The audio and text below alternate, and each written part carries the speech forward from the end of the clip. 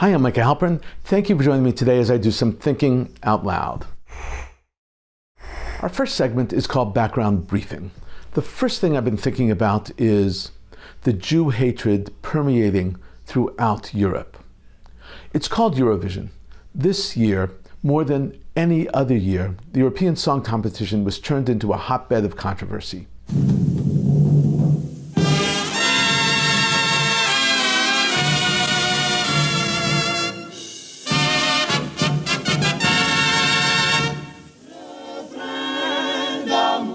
Officially known as the European Song Contest, now simply known as Eurovision, this creation of the European Broadcast Union held its first music competition in 1956, 70 years ago.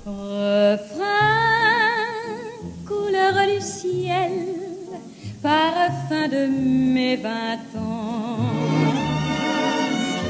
Jardin plein de soleil, où je courais enfant.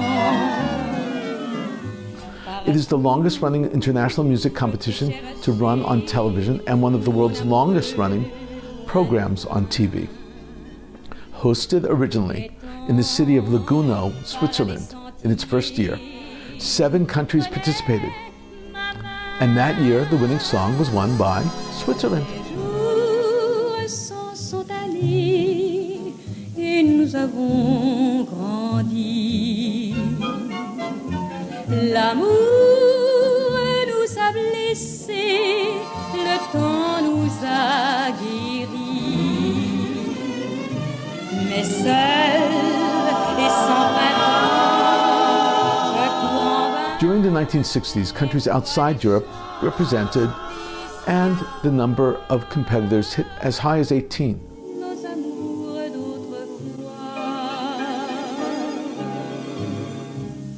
You wanna see me dance? You wanna see me dance? Europe, you wanna see me dance? Watch me.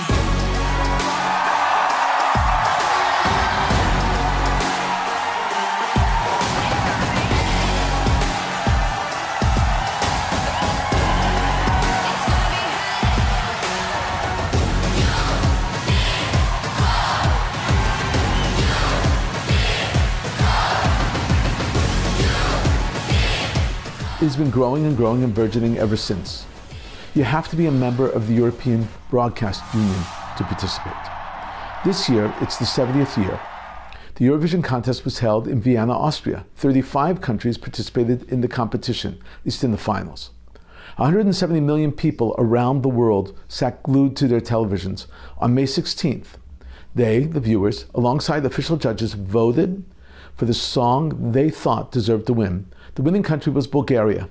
This Eurovision saw the smallest number of participating countries since 2003.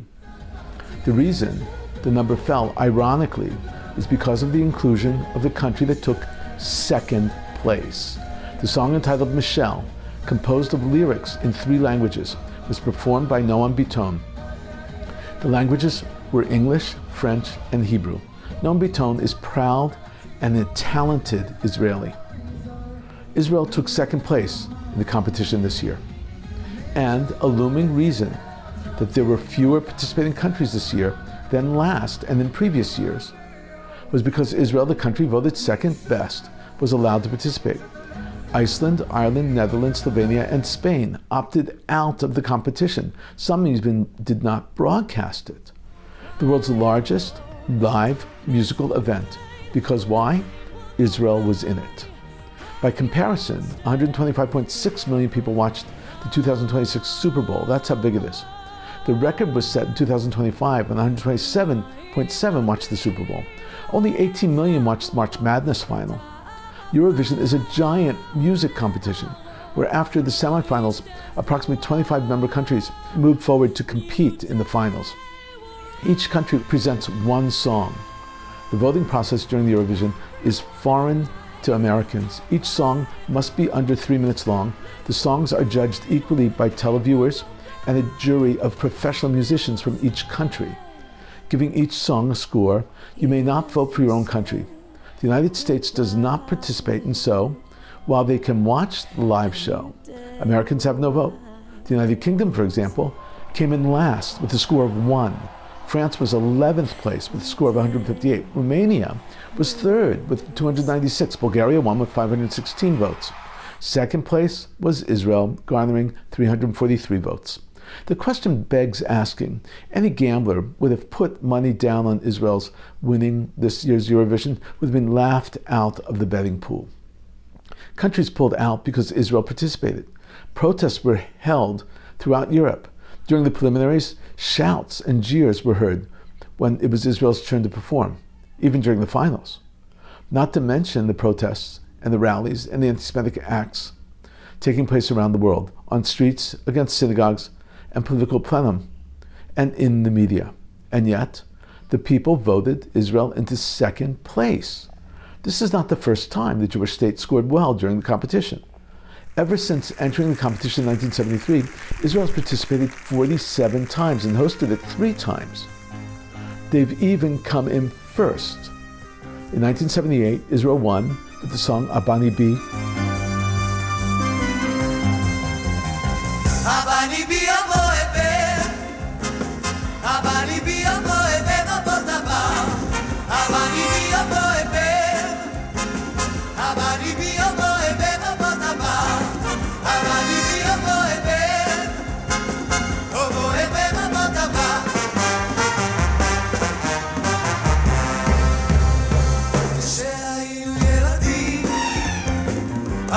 בסוד הסודות, אל מי היינו נחמדים, רק לדודים ולדודות.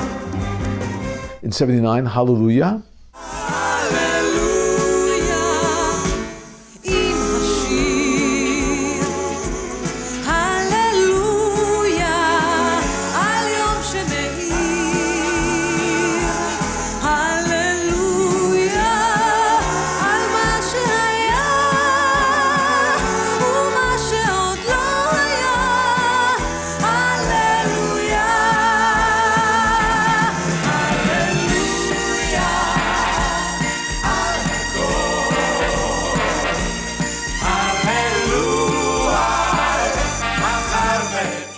Donna International won again in 1988 with Diva.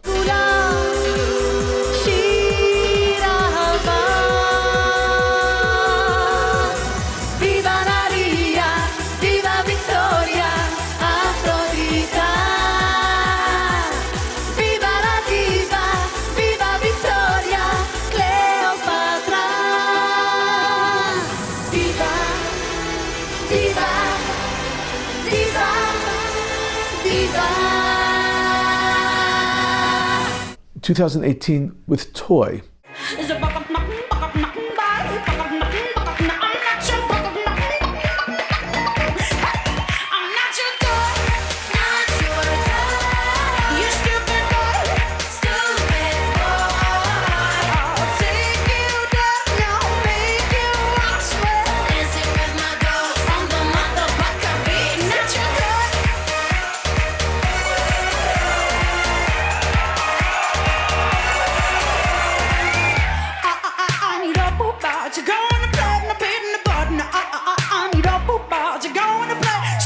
Last year, Israel also took second place. The previous years, Israel came in 3rd and 5th place.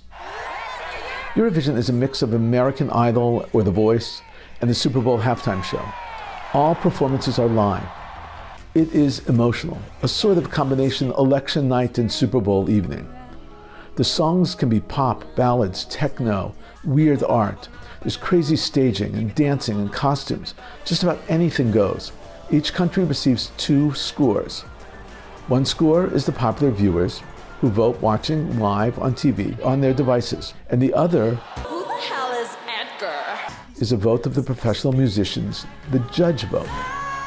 Both are combined and added together. Then the country with the most votes wins. Winning the votes is not simply about music. Winners are often based on taste, cultural ties. For example, neighbors vote for neighbors. It seems clear that emotions and current events drive popular vote also. Some very famous songs and groups came out of Eurovision. 1974, ABBA won with their song Waterloo. When I lose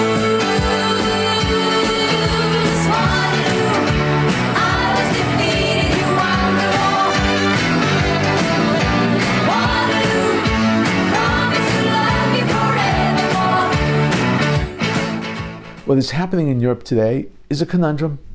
There is clearly a contradiction between the heinous, hateful, loud, and well-covered acts of some and the attitudes of the very silent, much too silent, majority. Europe is the hotbed of Jew hatred. Targeting Israel is in vogue. It is the epicenter of anti-Semitism, but it is not, as Eurovision clearly indicates, the most popular voice throughout the continent. It is the loudest voice, not the most popular one. How did Israel garner so much popular support for songs, both before and after October 7th? The professional judges are musicians, and they have traditionally been anti-Israel, and have not awarded Israel's songs with high points. It's the viewership. The viewership has consistently loved Israel's representatives and their presentations. Eurovision has gifted Israel, Jews and lovers of Israel, with a gift far more valuable than second place. The gift is knowledge. It has endowed the Jewish state with the knowledge that the entire world does not hate them, that everyone does not want Israel destroyed, Jews mutilated, annihilated, and pushed into the sea. It has allowed the strains of music composed by Israelis and performed by Israelis to sweeten the world with its message and melody, with the song Michelle. Coming up next, Points of View. This week, both columns are from Ynet, and both were published actually on May 17th, Sunday, May 17th, 2026. This first column is by Ram Ben Ishai, someone we use quite often, and it's entitled, How Trump Can Break Iran's Stalling Game. Subtitled, Analysis, a short strike will not break Tehran's refusal. Only a sustained U.S.-Israeli campaign against Iran's missile and drone capabilities can make the regime fear for its survival and reconsider. This is an excellent column, and it provides serious analysis of the potential next steps in Iran. This is how Ram Ben Ishai begins. U.S. President Donald Trump's decision on how to act against Iran will be fateful. The success or failure of an American move could determine whether Iran's military nuclear project can be ended or at least delayed for generations. To a large extent, the outcome could also determine the future of the Ayatollah's regime. For Israel, the implications would be immediate. A successful or failed operation could bring an end to the war, or at least 4 fronts where the IDF is still operating. Trump has learned that, much like himself, the Iranian regime is not only rigid, but also volatile and unpredictable. The split at the top in Tehran means that those negotiating with mediators are Foreign Minister Abbas Araghchi and his team, who represent the more moderate faction. On the other side are the senior Revolutionary Guard commanders and conservative Ayatollahs, who do not trust the Americans and, for ideological reasons and emotional reasons, are unwilling to negotiate with them, even through intermediaries. Ben Ishai explains that the different factions inside Iran, inside the regime, are speaking, but they are in disagreement with one another. Who is really deciding is still in question. He continues, the result is that every understanding reached between the mediators and Araghchi reaches the sickbed of Supreme Leader Mojtaba Khamenei through envoys and envoys of envoys of envoys of envoys for his approval. But the younger Khamenei is effectively captive to the Revolutionary Guard officials and conservative Ayatollahs who protect him from assassination on the one hand and prevent him from being exposed to views of the moderates, who are more attentive to the distress of Iran's citizens on the other. Khamenei did meet with moderate President Masoud Pezeshkian, but as someone rooted by family background in conservative militant camp, he still prefers to rule according to those advocating a hard line of no surrender to the United States. Now, Ram Ben Ishai explains the Trump POV, the point of view. It's pretty simple and pretty clear. No nukes. Ben Ishai writes, what the United States is demanding is that Iran give up the main tool for carrying out the mission, its nuclear program, which is intended to both protect Iran and to provide security umbrella for the exporting the revolution and for Shiite proxies acting on its behalf across the Middle East. This is where Ben Ishai sees the biggest problem emerge: the ego of the Iranians and the ideals of the Shiites. Ram Ben Ishai explains. Beyond that, in the Shiite ethos, the surrender is humiliation, and humiliation is worse than death. It projects weakness and endangers the regime's survival.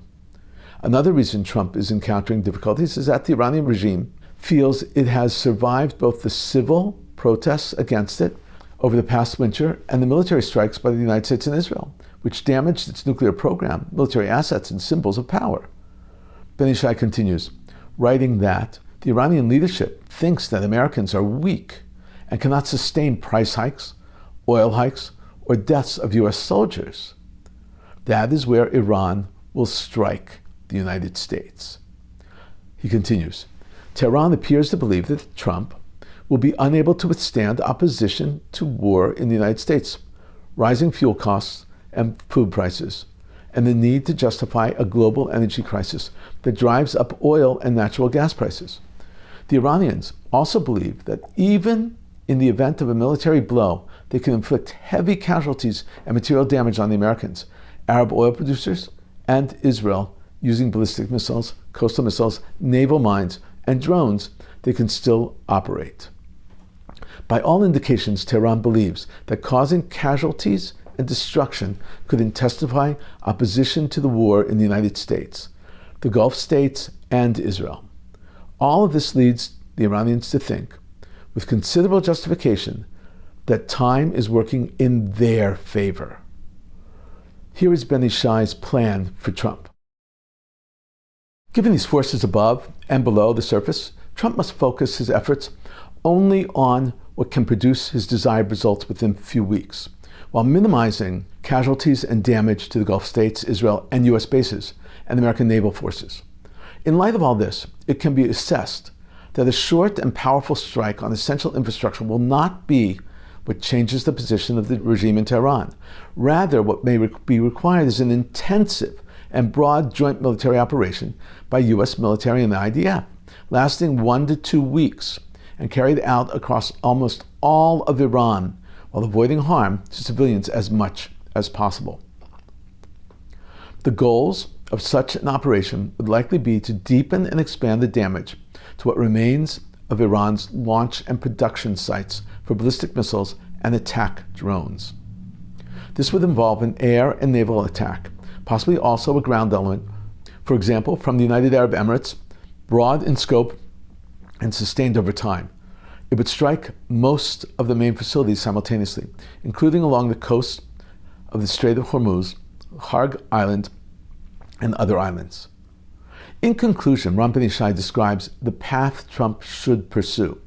He writes, the right path in this assessment is not a short, fast, and powerful military operation against the infrastructure, but a focused campaign that would likely target Iran's entire offensive missile and drone array, ballistic missiles, cruise missiles, and attack drones, simultaneously and extensively, both in the Strait of Hormuz and across Iran. If after a week of intense strikes, perhaps a little more, Tehran still refuses to show flexibility in negotiations, it may then be possible to reopen the Strait of Hormuz to shipping with reduced risk and gradually move to attacks on civil infrastructure targets until the deadlock is broken. That feeling that Iran is exposed and suffering losses without the ability to respond is what led Ayatollah Khomeini in 1988 to accept the UN ceasefire terms, which effectively amounted to surrender in the war against Iraq. There is a good chance the same could happen now. As always, an excellent analysis by Ram Ben Ishai. Thank you so very, very much. Next up is also from Ynet, and it was written by Ben Dror Yamini, also published on Sunday, May 17, 2026. It's entitled Journalistic Pornography, The New York Times and the New Blood Libel, subtitled Opinion. In an era in which lies are treated as free speech, a dangerous article in one of the world's top newspapers leaves a lasting impression that the Jewish state is a monster. Even an apology buried deep inside the paper cannot undo the damage. Ben-Dror addresses the topic that has trumped, pun intended, every other topic in the Jewish world this week. The New York Times accusation by Nick Kristof. This is how Ben-Dror begins. It seems that the article published last week, "The Silence That Meets the Rape of Palestinians, which amounts to journalistic pornography," should mark a watershed moment for journalism, which has sunk to an unprecedented moral low. It's not as though this article was the first of its kind. For decades, the media has produced lies, blood libels against Israel. But this time, it was the New York Times. It was once considered a model for every serious newspaper and journalist. But for a very long time now, the newspaper has been somewhere else entirely. There is no other country in the world that faces front-page articles calling for its destruction. But that is exactly what happened in this newspaper. It found its court Jews, like Peter Beinart, who, on the question of Israel's right to exist, holds a position similar to that of Iran's mullah regime.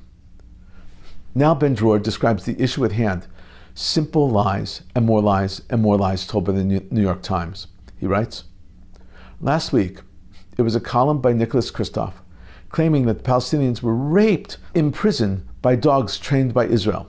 There is something infuriating in the very need to refute claims of this kind. What else will we have to refute? The idea of soldiers use blood of Palestinian children to bake Passover matzah? That too will come." Ben-Dror recalls a false picture on the front page of the Times. He writes, "This terrible newspaper," it should be recalled, published on its front page a photograph of a woman and her gaunt child as part of a campaign claiming Israel was using starvation as collective punishment against the miserable residents of the Gaza Strip. Parenthetically, and this is me speaking, that very picture won the Pulitzer Prize this year for the New York Times. That very picture he's describing. Now back to Ben-Dror. Other serious newspapers joined the celebration. And the truth, it never happened. The media organization Free Press published a serious and extensive investigation exposing the lie. All 12 children used by the newspapers for their front pages, led by the New York Times, suffered from pre-existing illnesses. Returning to the Kristof piece, Ben-Dror Yemini writes, "How absurd was the rape by dogs investigation?" Kristof noted that he relied on the Euro-Mediterranean Human Rights Monitor. Had Kristof bothered to check, he would have found that it is an extension of Hamas. Its director, Rami Abdu, who once posted about Israel's insatiable appetite for drinking the blood of Palestinian children, and its chairman, Professor Richard Falk, an outspoken supporter of the Khomeiniist revolution, who has made numerous anti-Semitic remarks, including that Jewish people have decided to bring down human civilization. Because we already know libel of this kind in this first act encourage anti-Israel jeers at Eurovision in the second act, and which escalate into the murder of Jews in the third act. We know that the next attack against Jews is only a matter of time. And the New York Times will not be able to wash its hands clean. It spilled this blood too. There's not much more to say, I have to say. Excellent piece by Ben-Dror Yemini. Coming up, commentary through cartoons, where pictures tell the story. I want to show you 8 cartoons today. The first cartoon depicts the Persian Gulf as a hornet's nest, and Trump is hitting it and claiming total victory. Next up, Trump is shooting a hole in the Constitution, saying that there will be casualties. The implication is the war is a violation of the Constitution. This cartoon is entitled Holy Thirst. Trump is depicted as Jesus and is dying of thirst, and Iranian vultures are feasting on him. Next up is Trump as Jesus again, walking on water, towing an oil tanker. This next cartoon is entitled Why the Iran War. The oil and gas are made in Iran. The coal is made in the USA. This cartoon emphasizes a common theme. It's called Mixed Messages Iran War. One side says, a whole civilization will die tonight, while the other side says, a great day for world peace. That's funny. US generals are speaking. One says to the other, when we finally run out of bombs soon, I finally become a pacifist. Finally, Trump is on a sea mine and is looking for a solution to the standoff with Iran. The cartoon is entitled, Looking for a Solution. In a moment, more of my own perspective and a few predictions. Now more on Eurovision. After the song Michelle came in second place at Eurovision, Israel's representative, Noam Biton, said, and I'm quoting, "Thank God who blessed us with second place. I feel proud. I feel like we won." About the boos directed at Israel that were heard during the announcement of winners, Biton said, "I heard them, but like lions, we raised the flag and shouted, Am Yisrael Chai. We were not ashamed of who we are. I didn't know what to expect. I came without expectations and without thinking about what tomorrow would bring. I truly enjoyed it from beginning to end." Yoav Safrir, head of the Israeli delegation to Eurovision and director of Noam Biton's song, Michelle, told Ynet, "We brought enormous pride to the country in a difficult time. Second place, twice, is a huge victory. I'm proud of Noam, a true prince. Last year, it should be noted, Yuval Raphael, who represented Israel, also won second place." Noam Biton held a press conference upon landing in Israel, saying, and I'm quoting here again, "We experienced a feeling of unity after a long time of it missing. I thank God that I was able to be a conduit for this moment. We're united, and this is a peak moment. But there's tomorrow, another year, another 50, 100 years, and I ask us to make an effort and be good to each other. We are human, we fall apart, but remember to give benefit of the doubt to the other side, even when the sun sets and things are back to normal." That was really beautiful, Noam Biton. We've been thinking out loud about a lot today. Now that you know what I've been thinking, let me know what you're thinking. Email me at micah@jbstv.org. Tweet me at Micah Halpern. Tell me what you think. Before we end, let me leave you with one piquante piece of information. And now for our finale, we present Noam Biton singing Michelle.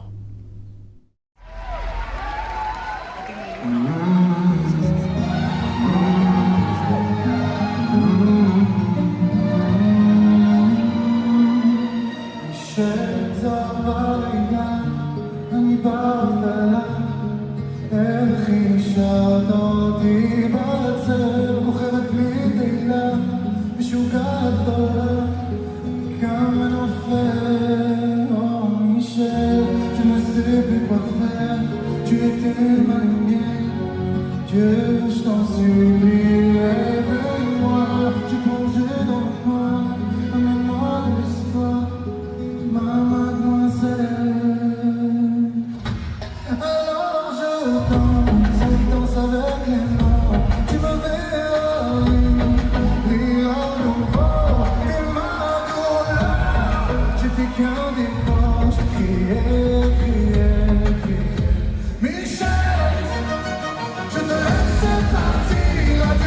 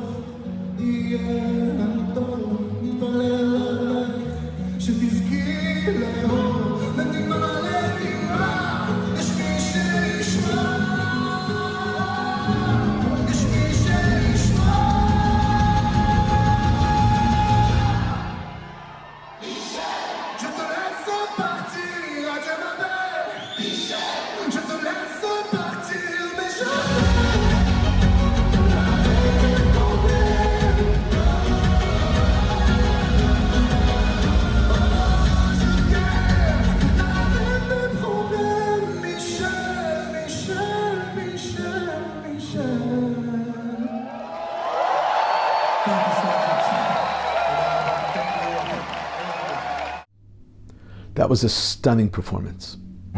Thank you for thinking out loud with me, Micah Halpern. Let's think out loud again next week on JBS.